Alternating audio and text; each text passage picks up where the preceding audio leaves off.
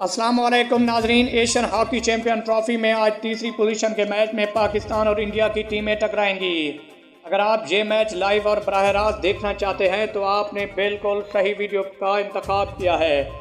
मैं आपको live match की तरफ ले चलूँगा। आपको सिर्फ दो काम करने होंगे। सबसे पहले हमारे चैनल को सब्सक्राइब करना है, घंटी के बटन को प्रेस कर देना है। उसके बाद मैं आपको बताता हूं कि आप ये मैच लाइव और बराह रास्त किस तरह देख सकते हैं। आप दफ्तर में हैं, गाड़ी में हैं या फिर सफ़र कर रहे हैं, आपके पास टेलीविज़न नहीं है तो आपको टेंशन लेने की ज़रूरत ही नहीं। आप प्ले स्टोर में चले जाएं, दराज ऐप डाउनलोड करें। दराज ऐप डाउनलोड कर लेने के बाद आपको ये मैच उस पर बराह रास्त और लाइव दिखाया जाएगा। याद रहे कि एशियन हॉकी चैंपियन ट्रॉफी के लीग मैच में इंडिया ने पाकिस्तान को शिकस्त दी थी। आज पाकिस्तान के पास मौका है कि इंडिया को शिकस्त देकर लीग मैच में